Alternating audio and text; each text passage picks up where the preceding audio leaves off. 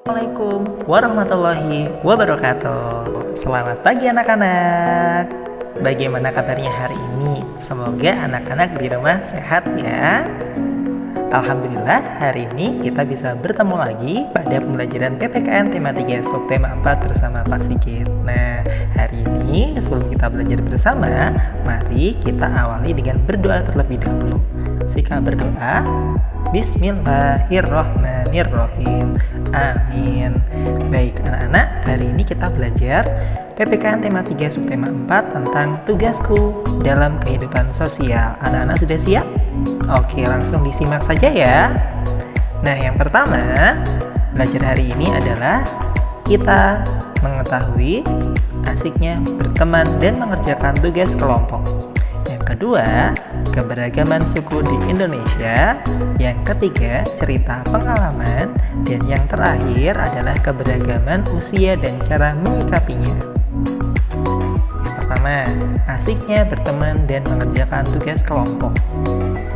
Anak-anak pasti suka ya berteman dengan teman-temannya, baik di rumah maupun di sekolah. Nah, apa sih asiknya berteman itu? Nah, saat berteman, anak-anak yang pertama bisa bermain bersama teman. Yang kedua, bisa saling membantu jika ada yang mengalami kesulitan. Dan yang ketiga, bisa saling berbagi, baik itu berbagi makanan maupun berbagi cerita bersama teman. Nah, itu asiknya berteman.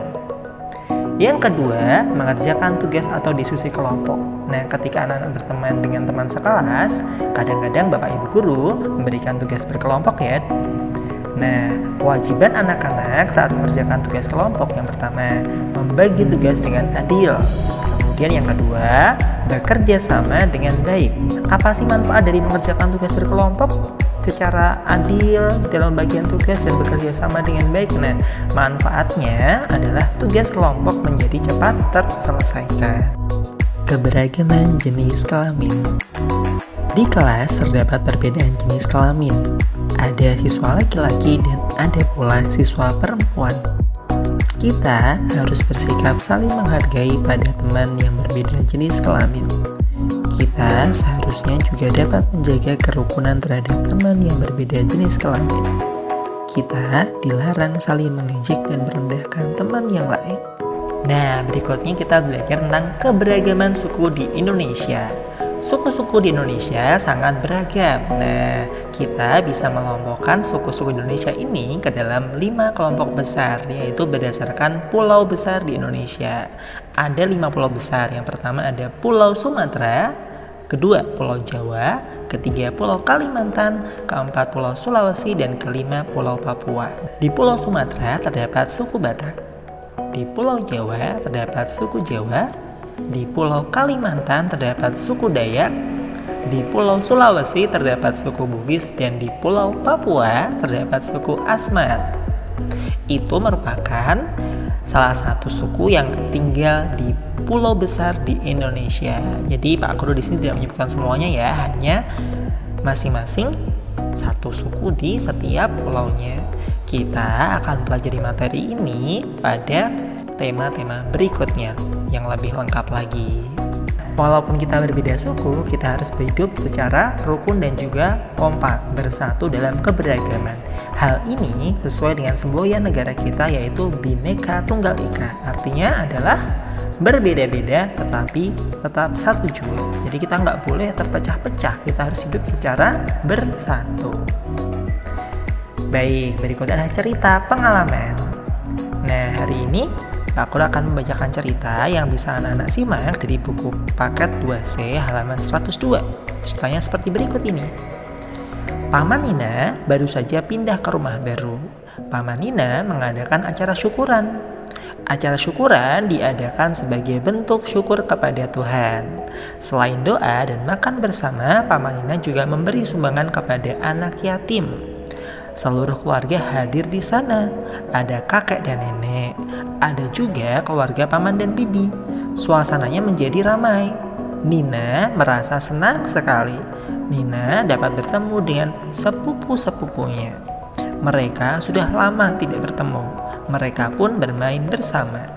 Nah, anak-anak kita bisa menyimpulkan beberapa hal dari cerita yang tadi sudah dibacakan.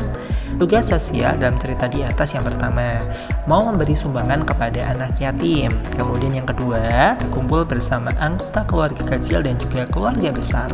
Yang ketiga, bermain bersama saudara, baik saudara kandung maupun saudara yang ada dalam keluarga besar.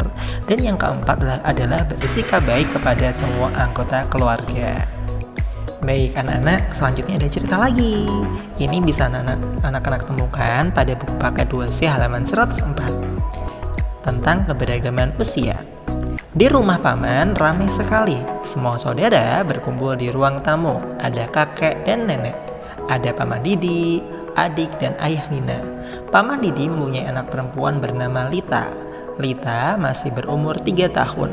Ada juga Wita dan Kak Bagas. Mereka adalah anak dari Bibi Nilam. Bibi Nilam adalah kakak dari ayah Nina. Wita dan Nina seumuran. Sedangkan Kak Bagas sudah duduk di kelas 2 SMP. Nah, anak-anak coba di cerita tadi, keluarga tersebut mempunyai keberagaman apa? Iya, betul, keberagaman usia. Lita berumur 3 tahun, Wita berumur 7 tahun, Bagas berumur 14 tahun karena sudah duduk di bangku SMP, Bibi Nilam berumur 35 tahun dan kakek berumur 59 tahun. Nah, dari keberagaman usia ini bisa dikelompokkan menjadi 3 kategori atau 3 kelompok anak-anak. Coba anak-anak simak tabel berikut ini. Jika usia 1-12 tahun maka bisa dikelompokkan dalam kategori anak-anak. Jika berusia 12-17 tahun maka masuk ke dalam kategori remaja. Dan jika lebih dari 18 tahun berarti dikategorikan dalam usia dewasa. Nah, tadi ada beberapa anak dalam cerita. Kalau Lita berumur 3 tahun berarti Lita masuk ke dalam usia anak-anak. Begitu juga dengan Wita. Wita juga masuk dalam kategori anak-anak karena berumur 7 tahun. Sedangkan Bagas sudah berumur 14 tahun berarti dia masuk dalam kategori dalam kategori remaja.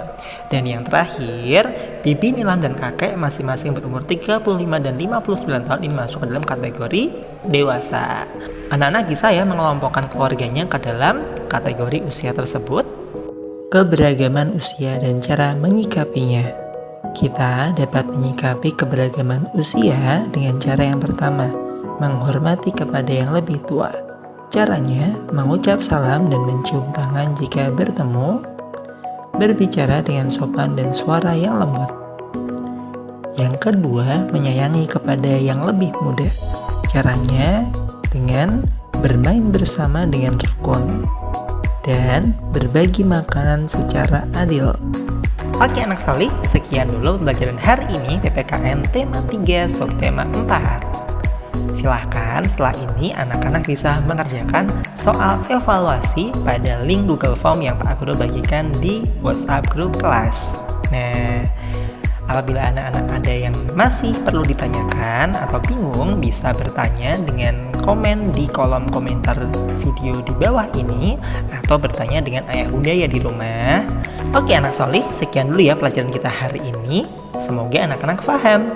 Nah, anak-anak tetap semangat belajar darinya di rumah. Tugas-tugasnya dikerjakan ya. Dan jangan lupa pesan Pak Sigit, selalu jaga kesehatan, patuhi nasihat orang tua, dan anak-anak lakukan protokol kesehatan yang ada di rumah dengan cara memakai masker jika bepergian, mencuci tangan dengan sabun dan juga menjaga jarak aman, dan tidak usah keluar rumah jika tidak ada keperluan yang mendesak. Sekian dulu ya anak-anak. Wassalamualaikum warahmatullahi wabarakatuh.